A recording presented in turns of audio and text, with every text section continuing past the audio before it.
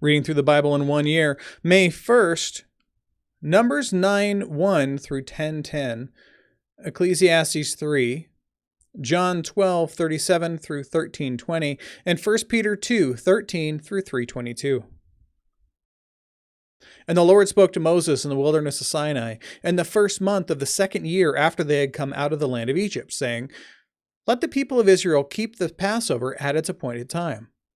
On the 14th day of this month, at twilight, you shall keep it at its appointed time. According to all its statutes and all its rules, you shall keep it."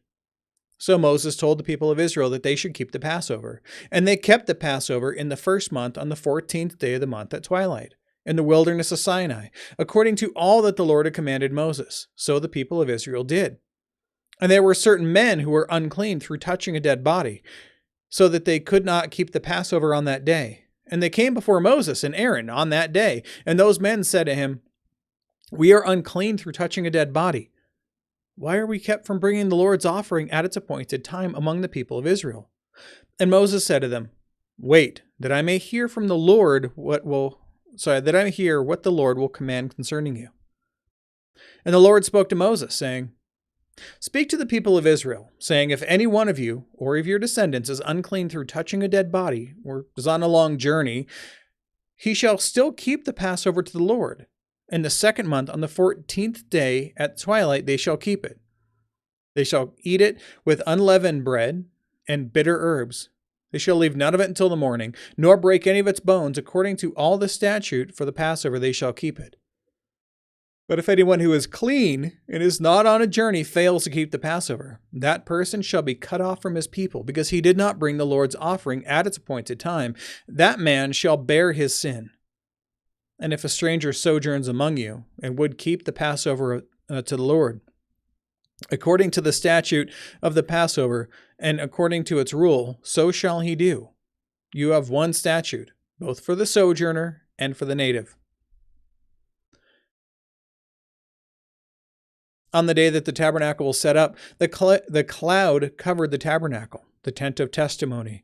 And at evening, it was over the tabernacle like the appearance of fire until morning. So it was always. The cloud covered it by day, and the appearance of fire by night. And whenever the cloud lifted from over the tent, after that, the people of Israel set out. And the place where the cloud settled down, there the people of Israel camped. At the command of the Lord, the people of Israel set out, and at the command of the Lord they camped. As long as the cloud rested over the tabernacle, they remained in camp. Even when the cloud continued over the tabernacle many days, the people of Israel kept the charge of the Lord and did not set out. Sometimes the cloud was a few days over the tabernacle, and according to the command of the Lord, they remained in camp. Then, according to the command of the Lord, they set out. And sometimes the cloud remained from evening until morning. And when the cloud lifted in the morning, they set out. Or, if it continued for a day and a night, when the cloud lifted, they set out. Whether it was 2 days or a month or a longer time that the cloud continued over the tabernacle, abiding there, again, living or remaining in the same area, the people of Israel remained in camp and did not set out. But when it lifted, they set out. At the command of the Lord they camped, and at the command of the Lord they set out. They kept the charge of the Lord at the command of the Lord by Moses. The Lord spoke to Moses, saying, Make two silver trumpets. Of hammered work you shall make them, and you shall use them for summoning the congregation and for breaking camp. And when both are blown, all the congregation shall gather themselves to you at the entrance of the tent of meeting. But if they only blow one, then the chiefs, the heads of the tribes of Israel, shall gather themselves to you. When you blow an alarm, the camps that are on the east side shall set out. When you blow an alarm the second time, the camps that are on the south side shall set out. An alarm is to be blown whenever they are to set out. But when the assembly is to be gathered together, you shall blow a long blast, but you shall not sound an alarm. And the sons of Aaron, the priests, shall blow the trumpets. The trumpet shall be to you for a perpetual statute throughout your generations. And when you go to war in your land against the adversary who oppresses you, then you shall sound an alarm with the trumpets, so that you may be remembered before the Lord your God, and you shall be saved from your enemies. On the day of your gladness also, and at your appointed feasts, and at the beginnings of your months, you shall blow the trumpets over your burnt offerings and over the sacrifices of your peace offerings. They shall be a reminder of you before your God. I am the Lord your God. Now we are in Ecclesiastes 3. Oh, the Beatles song. So again, this is Solomon, one of the wealthiest people to have ever lived. One who asked for God for wisdom instead of money and, instead of wealth and all these other things. So God said, well, because you asked for wisdom, I will give you wisdom, and I will give you all the things that people would normally ask for. And so because of that, he was the wisest king to ever be over all of Israel. And during his life, he had the freedom of safety during the entire time.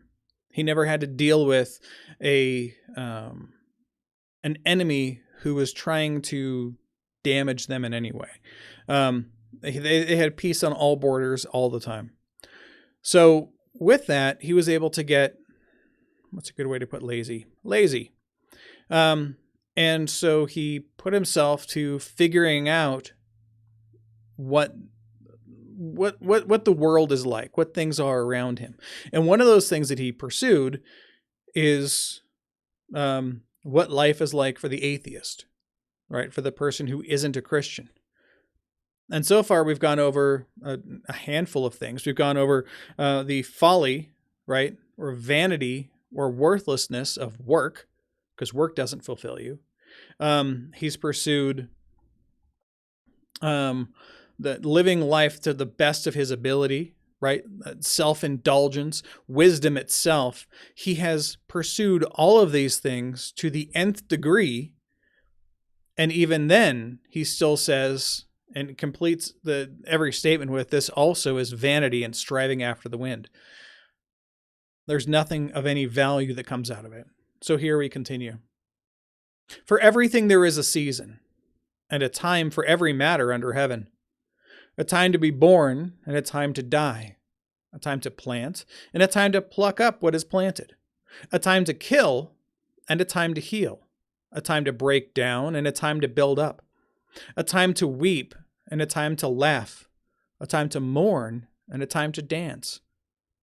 A time to cast away stones, and a time to gather stones together. A time to embrace, and a time to refrain from embracing.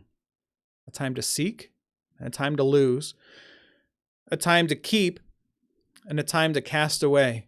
A time to tear, and a time to sow. A time to keep silence, and a time to speak. A time to love, and a time to hate. A time for war, and a time for peace. What gain has the worker from his toil, his struggle with which he lives? I have seen the business that God has given to the children of man to be busy with. He has made everything beautiful in its time. Also, he has put eternity into man's heart so that he cannot find out what God has done from the beginning to the end. I perceive that there is nothing better for them than to be joyful and to do good as long as they live, so that everyone should eat and drink and take pleasure in all his toil. This is God's gift to man. This is known as a common grace, right? Grace that is given to everybody. This is not salvific grace. I perceive that whatever God does endures forever. Nothing can be added to it nor taken away from it. God has done it so that people fear before him. That which is already has been. That which is to be already has been. And what God seeks has been driven away. Moreover, I saw under the sun that in my I saw under the sun, again, under the sun meaning on the earth and the worldly system, all that together, that in the place of justice, even there was wickedness. And in the place of righteousness, even there was wickedness. I said in my heart, God will judge the righteous and the wicked, for there is a time for every matter and for every work. I said in my heart with regard to the children of man that God is testing them that they may see that they themselves are but beasts. For what happens to the children of man and what happens to the beasts is the same.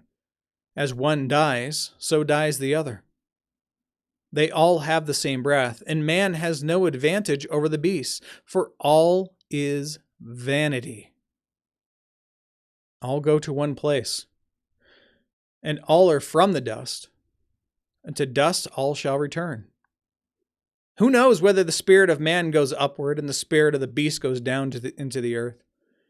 So I saw that there is nothing better than that a man should rejoice in his work, for that is his lot. Who can bring him to see what will be after him? Now, John 12:37 through 13:20. I'm going to roll back a little bit here because of the way that it ended. So when Jesus had finished saying these things, what he was talking about before, which we see up here, that the Son of Man must be lifted up, he's repeating the same theme to everybody around him so that they know what's happening. He departed and hid himself from them. Though he had done so many signs before them, they still did not believe him, so that the words spoken by the prophet Isaiah might be fulfilled. Lord, who has believed what he has heard from us? And to whom has the arm of the Lord been revealed? Therefore they could not believe. For again Isaiah said, He, as in God, has blinded their eyes and hardened their heart, lest they see with their eyes and understand with their heart and turn, and I would heal them. Isaiah said these things because he saw his glory and spoke of him, speaking of Jesus. Nevertheless, many, even of the authorities, believed in him, but for fear of the Pharisees, they did not confess it, so that they would not be put out of the synagogue. For they love the glory that comes from man more than the glory that comes from God. And Jesus cried out and said, Whoever believes in me, believes not in me, but in him who sent me. And whoever sees me, sees him who sent me. I have come into the world as light, so that whoever believes in me may not remain in darkness. If anyone hears my words and does not keep them, I do not judge him. For I did not come to judge the world, but to save the world. The one who rejects me and does not receive my words has a judge. The word that I have spoken will judge him on the last day. For I have not spoken on my own authority, but the Father who sent me has himself given me a commandment, what to say and what to speak. And I know that his commandment is eternal life. What I say, therefore, I say as the Father has told me. Now, before the feast of the Passover, Jesus knew that his hour had come to depart out of this world to the Father. Having loved his own who were in the world, he loved them to the end. During supper, when the devil had already put it into the heart of Judas Iscariot, Simon's son, to betray him, Jesus, knowing that the Father had given all things into his hands, and that he had come from God and was going back to God, rose from supper. He laid aside his outer garments and, taking a towel, tied it around his waist. Then he poured water into a basin and began to wash the disciples' feet and to wipe them with the towel that was wrapped around him. He came to Simon Peter, who said to him, Lord, do you wash my feet? Jesus answered him, What I am doing you do not understand now, but afterward you will understand. What he means is after his death and resurrection. So Peter said to him, You will never wash my feet. Again, because this is something that a servant did. And he's looked up to Jesus for so long. He's like, no, I cannot allow you to do this for me. And Jesus answered him, If I do not wash you, you have no share with me. Simon Peter said to him, Lord, not my feet also, but my hands and my head. And Jesus said to him that one who is bathed does not need to wash except for his feet, but is completely clean. And you are clean, but not every one of you. For he knew who was going to betray him. That was why he said, Not all of you are clean. When he had washed their feet and put on his outer garments, he resumed his place and said to them, Do you understand what I have done to you? You call me teacher and Lord, and you are right, for so I am. If I then, your Lord and teacher, have washed your feet, you also ought to wash one another's feet. For I have given you an example, that you should do just as I have done to you. Truly, truly, I say to you, as a servant is not greater than his master, nor is a messenger greater than the one who sent him. If you know these things, blessed are you if you do them. I am not speaking of all of you. I know whom I have chosen, but the scripture will be fulfilled. He who ate my bread has lifted his heel against me. I am telling you this now, before it all takes place, that when it does take place, you may believe that I am he. Truly, truly, I say to you, whoever receives the one I send receives me, and whoever receives me receives him who sent me, or receives the one who sent me. Now we are in 1 Peter 2:13 through 22. Peter continues, "Be subject for the Lord's sake to every human institution, whether it be to the emperor as supreme, or to governors sent by him to punish those who do evil and to praise those who do good. For this is the will of God, that by doing good you should put to silence the ignorance of foolish people. Live as people who are free, not using your freedom as a cover-up for evil, but living as servants of God. Honor everyone. Love the brotherhood, the people of the church. Fear God. Honor the emperor." Remember, this emperor was being extremely harsh to Jews at the time and also to Christians. But he still says, honor the emperor. Why? Because the emperor was put into power by God. So we, by doing what is asked of us, we are honoring God through it. And we're making it harder for people to turn and attack Christians as a whole when Christians follow along with what the government is telling them to do. Servants, be subject to your masters with all respect, not only to the good and gentle, but also to the unjust. For this is a gracious thing when, mindful of God, one endures sorrow while suffering unjustly. For what credit is it if, when you sin and are beaten for it, you endure? But if, when you do good and suffer for it, you endure, this is a gracious thing in the sight of God. For to this you have been called, because Christ also suffered for you, leaving you an example so that you might follow in his steps. He committed no sin, neither was deceit found in his mouth. When he was reviled, he didn't revile in return. When he suffered, he didn't threaten, though he had authority to do so. He's God. But continued entrusting himself to him who judges justly. He himself bore our sins in his body on the tree, that we might die to sin and live to righteousness. Again, this is calling the imagery back that we saw in Ephesians, though Peter didn't write Ephesians. By his wounds you have been healed. For you were straying like sheep, but now have returned to the shepherd and overseer of your souls.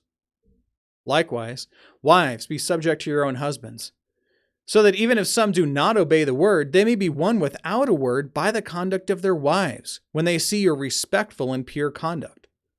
Do not let your adorning be external, the braiding of hair and putting on gold jewelry or the clothing you wear, but let your adorning be the hidden person of the heart, with the imperishable beauty of a gentle and quiet spirit, which in God's sight is very precious. For this is how the holy women who hoped in God used to adorn themselves, by submitting to their own husbands, as Sarah obeyed Abraham, calling him Lord. And you are her children, if you do good, and do not fear anything that is frightening. Likewise, husbands, live with your wives in an understanding way, showing honor to the woman as the weaker vessel, since they are heirs with you of the grace of life, so that your prayers may not be hindered. Finally, all of you, have unity of mind, sympathy, brotherly love, a tender heart, and a humble mind. Do not repay evil for evil or reviling for reviling, but on the contrary, bless. For to this you were called, that you may obtain a blessing. For whoever desires to love life and to see good days, let him keep his tongue from evil, and let his lips from speaking deceit. Let him turn away from evil and do good. Let him seek peace and pursue it. For the eyes of the Lord are on the righteous, and his ears are open to their prayer. But the face of the Lord is against those who do evil. Now, who is there to harm you if you are zealous for what is good? But even if you should suffer for righteousness' sake, you will be blessed. Have no fear of them, nor be troubled, but in your hearts honor Christ the Lord as holy. Always being prepared to make a defense to anyone who asks you for a reason for the hope that is in you. Yet do it with gentleness and respect, having a good conscience, so that when you are slandered, those who revile your good behavior in Christ may be put to shame. For it is better to suffer for doing good, if that should be God's will, than for doing evil. For Christ also suffered once for sins, the righteous for the unrighteous, that he might bring us to God, being put to death in the flesh, but made alive in the Spirit, in which he went and proclaimed to the spirits in prison, because they formerly did not obey, when God's patience waited in the days of Noah, while the ark was being prepared, which in a few, that is 8 persons, were brought safely through water. Baptism, which corresponds to this, now saves you, not as a removal of dirt from the body, but as an appeal to God for a good conscience, through the resurrection of Jesus Christ, who has gone into heaven and is at the right hand of God, with angels, authorities, and powers having been subjected to him. So I'm going to read a little note here because people struggle on this part where it says baptism saves you, and then they build an entire theology and a local church based on this. So baptism is a sign and seal of God's grace in Jesus Christ. The startling statement that baptism saves you shows the closeness of the relationship between the sign and the reality it signifies. Noah's physical salvation through the waters of the flood prefigured the waters of baptism and the salvation that they signify. Baptism symbolizes judgment on sin in the death of Christ, and then also renewal of life. The flood waters were a judgment on the wicked, and at the same time, physical salvation for Noah and his family. And at that, behold, the word of the Lord.